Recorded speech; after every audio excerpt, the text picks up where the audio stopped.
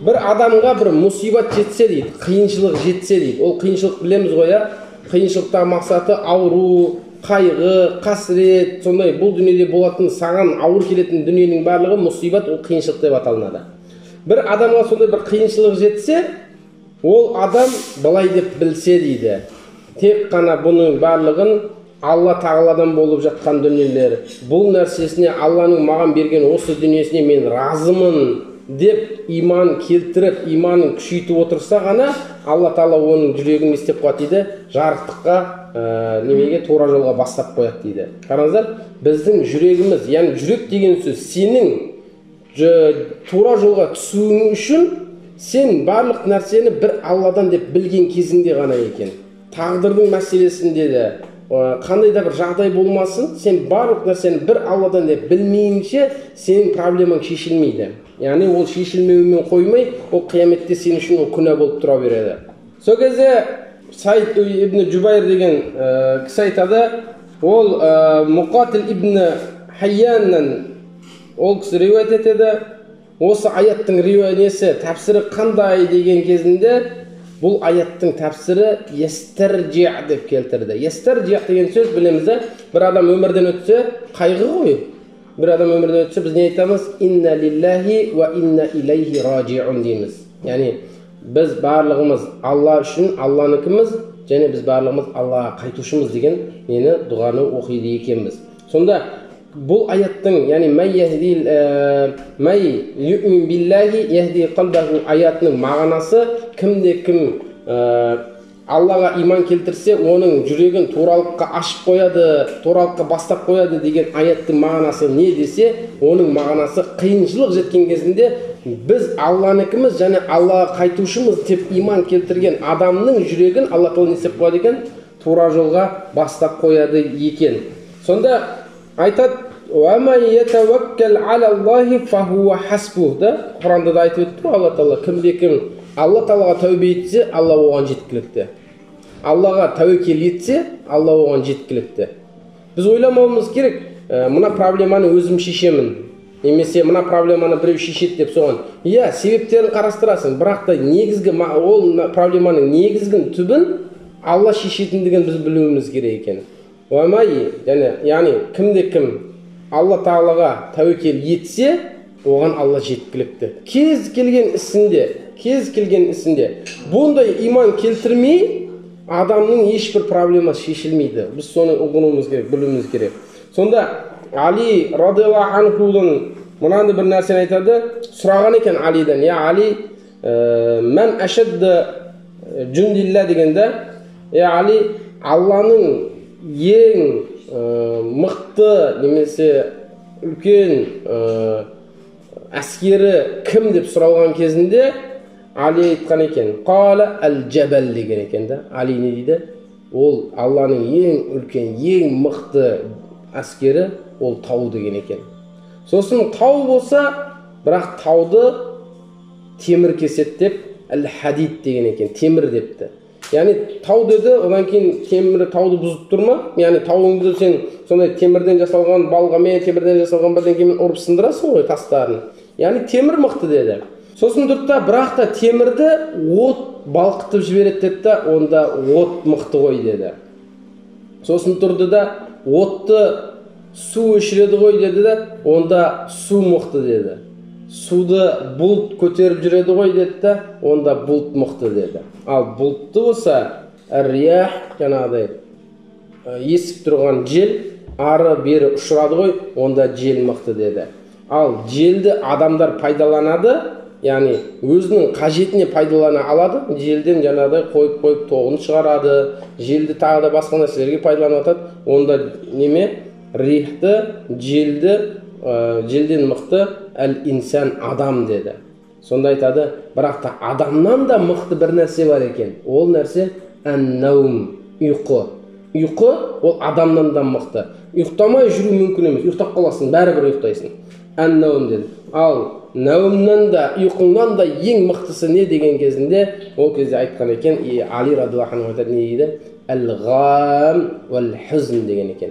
Және қайғы, жаңа басыңа түсіп тұрған проблемный нәрселер, қайғылар, қасіреттер, осы нәрселер ол барлық нәрседен де мықты деді. Сенің басында қайғың болса, сенде ұйқы болмайды, ұйықтай алмайсың. Ал сен ұйықтай алмаған кейін ол адам шаршайды.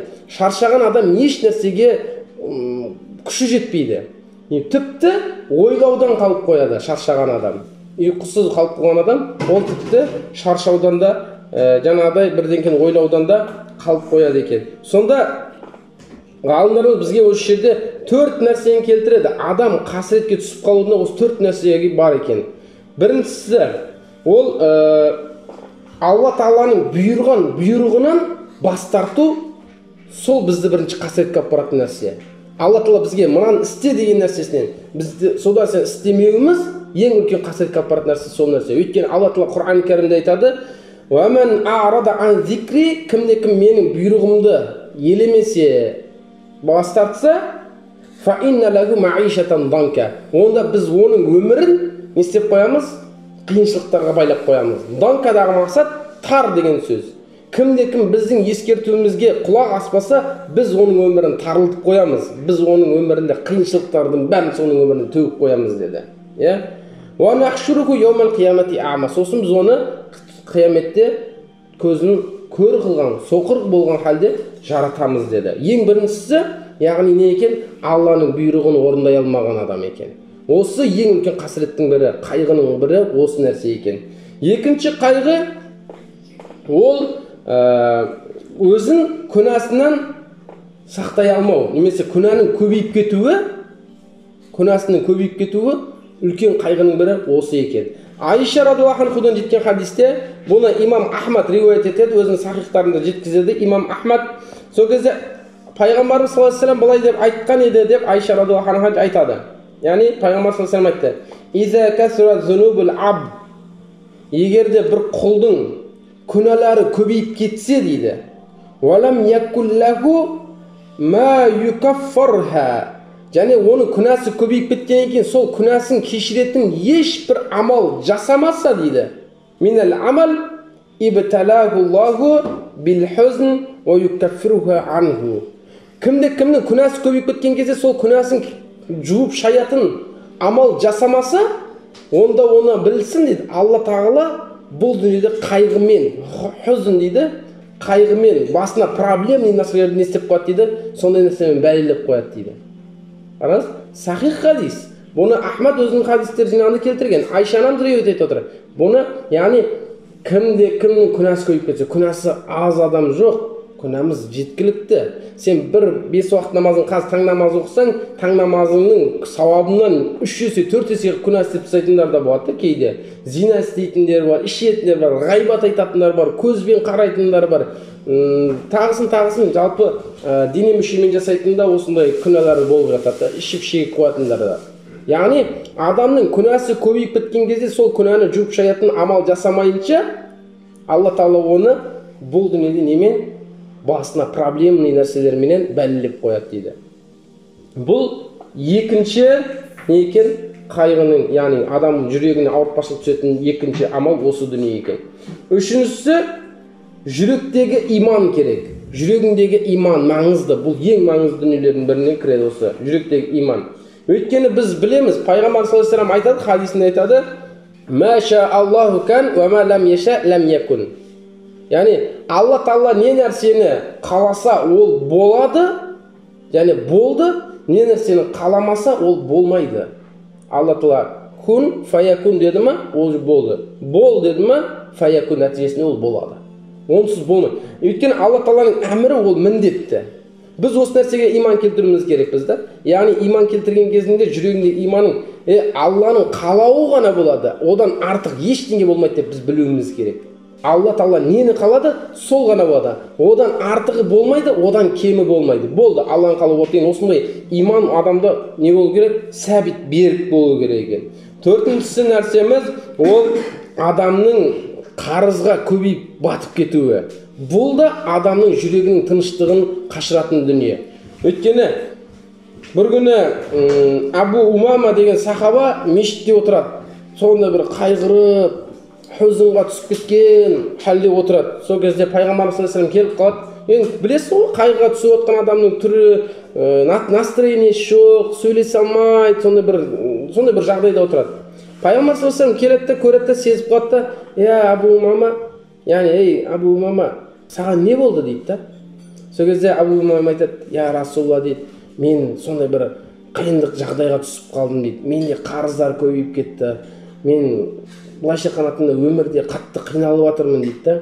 Пайғамбар саллаллаху алейхи ва саллям тек Абу Умамаға деп пайғамбар дұға жасап немесе бірдеңе айтып берсе болады, бірақ та пайғамбарымыз тек Абу Умамаға емес, пайғамбарымыз бұл жерде бүкіл үмметке керекті нені айтып кетті, насихатты айтып кетті. Сонда айтады, Абу Умамаға айтады да, афала уаллимука каламан дейді. Ей Абу Умама, мен саған бір керемет бір сөзді үйретейін ба дейді. Иза культагу азхабаллаху, егер сен сол сөзді айтсаң дейді, Алла Тағала сенен кетіреді хаммака, қайғыңды кетіреді. Уақада анка дайнака, егер сенің қарызың болса, сенің қарызыңды кешіреді дейді. Сосын айтады, иза асбахта ва амсайта, сен осы дұғаны азанда және кешке айтып отырсаң, екі мезгіл. Асбахта азанда және амсайта кешке айтып отырсаң, сенде бүкіл барлық кешіріп кетеді дейді. Содан біраз уақыт өткеннен кейін Абу Умама айтады, мен осы дұғаны күніне 2 рет азанда кешке айтып жүргенем, менде қайғы, ғам да қалмады, менде қарыздан да ештеңе қалмады, бәрі өтелді дейді. Яғни ол қандай дұға екен?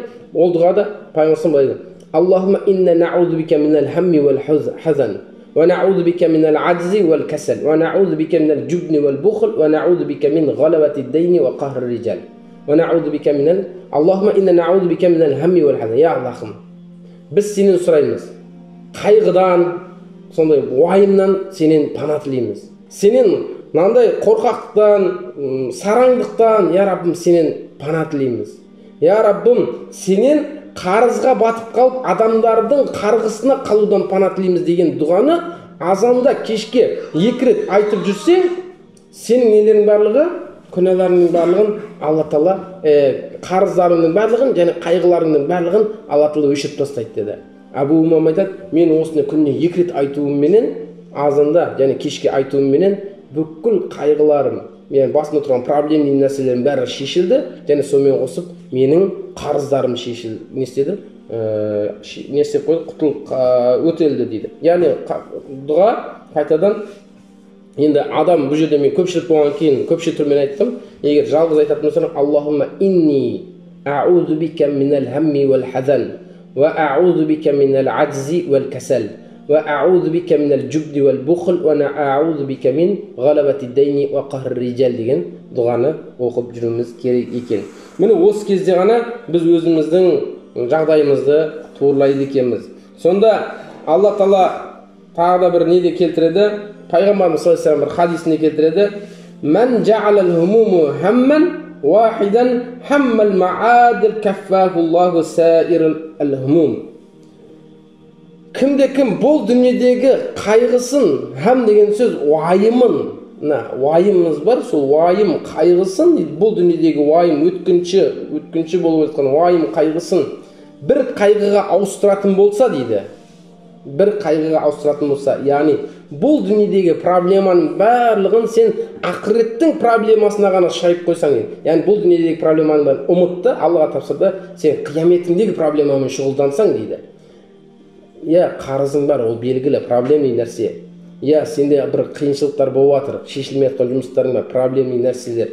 Бірақ, я, иншалла, осыны Алла шешуші ғой деп, сен дұғаңды жасап, сен көбірек ғибадатыңды жасап, Аллаға тапсырып, бірақ көп мәселеңді, уақытыңды Алланы ұлықтауға, пайғамбарға салауат айтумен өткізсең дейді. Яғни бір хамға деген сөз, қияметтіңнің хамына өткізетін болсаң, уайымына, онда сенің Алла Тағала бұл дүниедегі проблеманың бәрін шешіп қояды деді. Әрине бұл сахих хадисте келіп жатқан нәрсе. Сонда ғалым ұстаз айтады, біз сонда пайғамбардың сөзіне сенбегеніміз ба дейді. Не үшін әр адам өзінің басындағы қарызынан құтылу үшін, өзінің үстіндегі проблемный нәрсесінен құтылу үшін осы дұғаларды оқып жүрмеске дейді да. Неге дейді? Өйткені ода адамда иман әлсіреген сайын, оның дұғасы да әлсірейді. Иманың әлсіреген сайын, оның да тәсбих әлсірейді екен да. Егер иманың көбейген сайын, сен тәсбихыңда, дұғаңда көбейеді. әркіміміз өзіміз білеміз, намазың әлсіреп жатыр ма, яғни сенің иманың әлсіреп жатыр. Егер намазыңды толық оқып жүрсің ба, сүннеттермен қосып пайғамбар хадисінде былай деп келтіреді. Қиямет күнде Алла Тағала бір адамға жәннаттан үй салып қояды деді. Сол кезде сахабалар сұрады: "Я Расул, ол үй кімдер үшін?" деген кезінде пайғамбар не деді? Күніне 12 ракат татауу намазын оқыған адамдар үшін деді. 12 ракат, яғни таң намазының 2 ракаты, ас бесіннің 4-6 ракаты, одан кейін ақшамның 2 ракаты, құптан 2 ракатын оқып жүрген адамға қияметте жәннатта үй салып қояды Алла Тағала деді. Яғни біздің иманың күшейген сайын осындай татауу, яғни нафил намаз, сүннет намаздарды көбейте бересің. Тіпті бір риуаятта келеді. Пайғамбар саллаллаху алейхи вассалам түсінде Билал радиллаху анхудың галошының дауысын естіді жәннаттан. Пайғамбар саллаллаху алейхи вассалам түсіне. Сөйтеді да пайғамбар тұрып Билал шақырып айтады: "Ей Билал," дейді, "сен не амал жасадың?" дейді. "Сенің галошыңның дыбысы жәннаттан естілетіндей сен не амал жасадың?" деді. Сол кезде Билал ойланып тұрады: "Жөті, мен ештеңе артық амал жасамаған сияқтымын, я Расулалла, бірақ мен бір білетінім, әр дәрет алған сайын сол дәретімнің жаңа дәретіммен, яғни свежий дейміз ғой, сол дәретіммен мен бірден маңдайым кеппей тұрып 2 ракат сүннет намазын, нафил намазын оқып қоятын едім. Мүмкін осы шығар себебі" дейді да. Қараңыздар, сондай адамның иманы күшейсе, әр дәрет алған сайын намаз оқиды. Әр үйге кірген сайын, үйіңе сырттан кірдің ба, Аллаға шүкіршілік етіп 2 ракат намазын оқиды. Ол адам тамақ ішіп болды ма, Аллаға нығметіне шүкіршілік етіп намаз оқиды. Осындай адам иманы күшейген сайын осындай құлшылықтар көбейтеді дейді. Ал құлшылық көбейген сайын оның дұғасында да қабыл болуының несі жолдары ашылады дейді. Міне адамның осы қайғыларынан құтылу үшін пайғамбарымыздың сахих болып келіп тұрған дұғалары, хадистері сіз бен бізге жеткіліксіз ба деп ұстаздар айтып өтеді. Сонда мына нәрсе бар, Ибн Қайюм айтады, ең үлкен нәрсе дейді. Ибн Қайюм рахимахуллахтың айтқан нәрсесі, біріншісі ол қайғы. Адамды жеп қоятын нәрсенің біріншісі ол қайғы.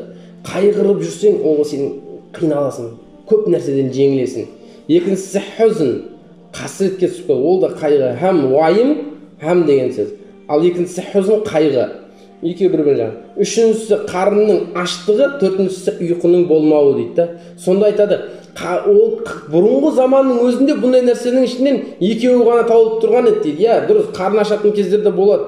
Ашаршылық замандар, немесе қиыншылық замандар. Бірақ қазір бізде ұйқың тыныш, ұйқың бар. Қарның тоқ, қарның тамағың бар.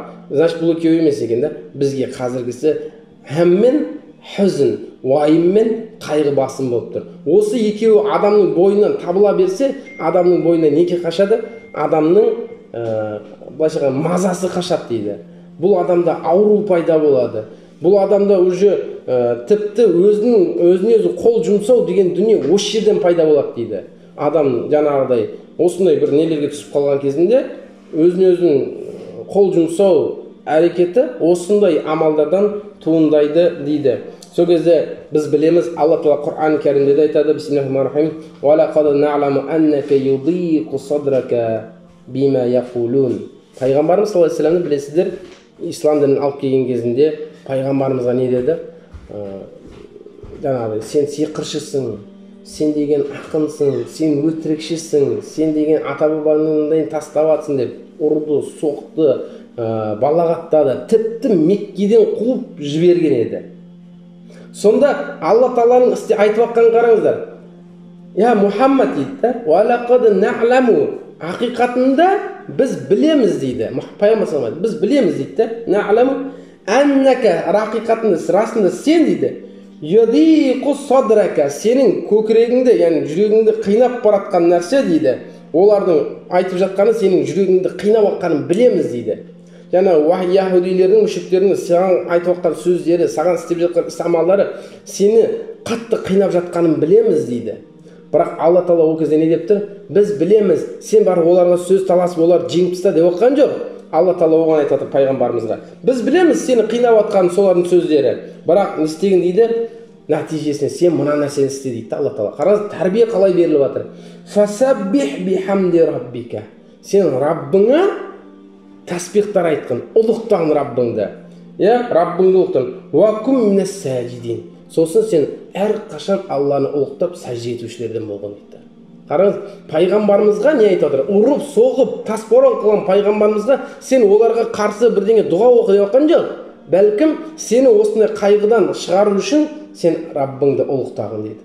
Сен Раббыңа сәжде жасағын дейді, құлшылық қылын дейді. Сол кезде біз сені олардың сөзінен аман аламыз, олардың ісінен аман алып қаламыз дейді. Біздің білгеніміз бұл жердегі бізге ең үлкен қиыншылықтар Алланың әміріне қарсы келу, екінші күнәларымыздың көбейіп кетуі, үшіншісі жүрегіміздегі иманның әлсіреп кетуі, төртіншісі қарызға батып кетуіміз. Сонда айтады, ең үлкен нәрсе, жеңіске жететін нәрсе ол тағдырға иман келтіру, тағдырыңа разы болу. Алла Тағала саған жазған нәрсеге разы болу екіншісі. Үшіншісі Аллаға тәсбих, тәһлилдерді көбейту, Алла Тағала ұлықтауларды. Төртіншісі жақсылармен бірге көп отырыста болу дейді. Осы кезде адамның жүрегі жай табып, не істейді екен? Көп қиыншылықтарынан өзін босатып алады екен. Бұл ғалымдардың ісінде де қозғалған, айтады, хикамдарда да келтіреді. Сен кімдермен? Ғалымдармен бол. Тіпті оларға ілесіп, ілім ала алмасаң, оларды жақсы көрушілерден және оларға қызмет етушілерден болған деп бұйырып өтеді. Сол секілді біздің қазіргі кезіміздегі ең проблемалы нәрселер адамның қазіргі кез келген адамның басындағы несі уайымы екен. Сол уайымнан шығу үшін біз мына айтылып жатқан тақырыптағы уағызымыздан білетініміз, біз не істеуіміз керек екен? Ең бірінші өзіміздің иманымызды турлауымыз керек, күнәларымыздан кешірілуіміз керек, және де әрқашан Алланың бұйрығына бойсынып, біз сол секілді не істеуіміз керек екен? Әрқашан Аллаға тәсбих, тәһлилдерді көбірек айтуымыз керек екен. Ва ахиру дa'wana анил хамдулиллахи rabbil alamin.